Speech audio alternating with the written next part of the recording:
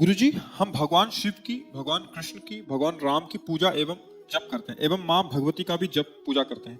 तो क्या हमें सभी का नाम जप पूजा करके सभी को संतुष्ट करना चाहिए या किसी एक को ही भजें? क्योंकि एक हाँ, ही देखो साधे सब सधे। प्रारंभ में क्या होता है, भक्ति का यही स्वरूप होता है जो आप कहा, आपने जो वर्णन किया। प्रारंभ में सबकी भक्ति का स्वरूप ही होता है। जब हम कक्षा 5 में पढ़ते थे तो शिव चालीसा, दुर्गा चालीसा, हनुमान चालीसा, ये सब एकत्रित कर, क्योंकि हमारा प्रारंभिक जो भक्ति का कदम होता है वो इसी तरह से चलता है। जो जो हमारे प्रियता में भगवान के नाम रूप आते गए, उनकी आराधना करते गए, इसके बाद चयन होता है गुरु का। जो रंग लाने वाली बात होती है वो होती है कि जैसे हम विविध चालीसाएं पढ़ी, विविध नाम कीर्तन किए, भगवान की कथा, तो उसके फल स्वरूप मुझे सदगुरुदेव मिले। फिर सदगुरुदेव ने जो नाम दिया, सदगुरुदेव ने जो इष्ट बताया, उसको पकड़ लिया।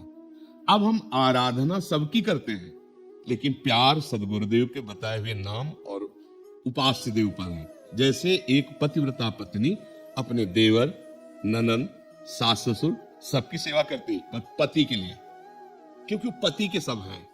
उसका पर्सनल प्यार किसी से नहीं है, पर्सनल प्यार अपने पति से है। अब ये आ गया रंग प्रेम का, समझ रहे ना? ऐसे ही हम सब देवी देवता भगवान की आराधना करते हैं और मांगते हैं कि हमारे प्रभु में प्रेम हो। अब वो प्रभु कौन गुरुदेव ने आपको दिए, वो देखो। जैसे गोस्वामी जी ने विनय पत्रिका में सबकी विनय की और श्री राम चरणों में प्रेम मांगा। जैसे अपने लोग कुछ भी तो सबका फल किशोरी किशोर जू, लाडली लाल के चरणों में प्रेम। तो अब हमें ये देखना है कि अभी तक हमारी उपासना हमारे भाव से चलती रही। अब हमारे भाव का फल है गुरुदेव के भाव में हमारा भाव समाहित हो जाए, तभी वो सिद्धावस्था मिलती है। चाहे शिव बिरंच सम होई, गुरु बिनु भव निधि तरह न कोई।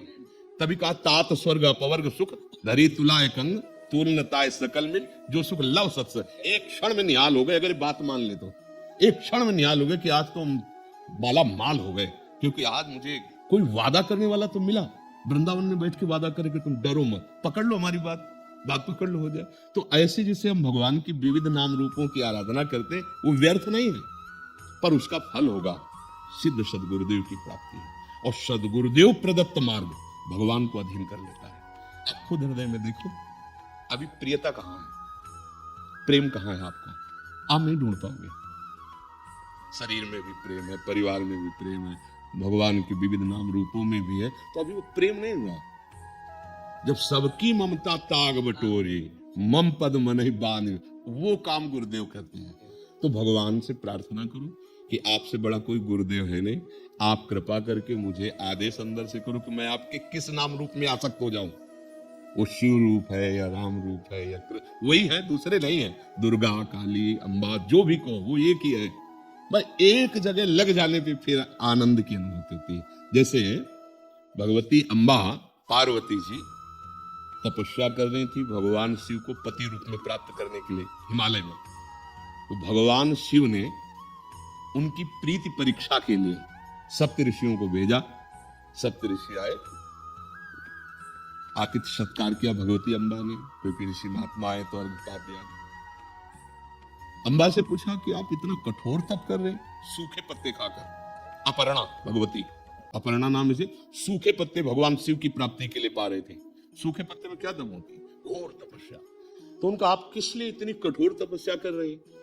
तो उनका आप लोग हमारी बात सुनकर हंसेंगे। हंसने का मतलब कि कहां मैं और कहां अगाध बोध संपन्न भगवान शिव। उनका शिव में ऐसा क्या है, क्योंकि भगवान शिव ने ही भेजा था। चिता की भस्म लगाते हैं, मुंडों की माला है, ना कोई महल है, ना कोई सोने का श्रृंगार, ना कोई ऐसा क्या सुविधा है। चिता भस्मा लेपो गरल मसनम दिग्बट धरो, जटाधारी कंठे भुजगपति हारी पशुपति कपाली भूतेशु। क्या? अम्बा की दृष्टि बदल गई। देखो प्रीति से कहते हैं। उन्होंने कहा आप लोगों का मत हमने सुना।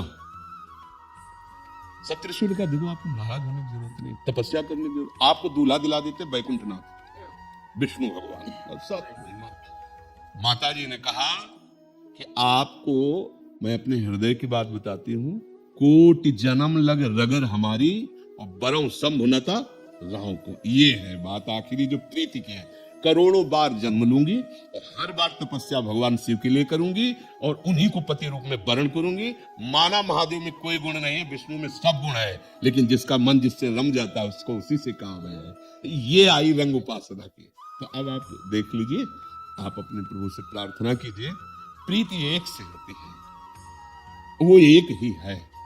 तो जब तक हम नहीं जानते तब तक बहुत रूपों में उसका हम आराधन करते हैं, पर प्रीति एक से करके बहुत रूपों में उसकी भावना कर लेते हैं। जैसे गोपीजन श्याम सुंदर से प्यार करते हैं तो कह रहे जित देखूं तित श्याममयी, अब कोई दूसरा नहीं है, जिधर देखते हो श्याम सुंदर ही श्याम सुंदर नजर।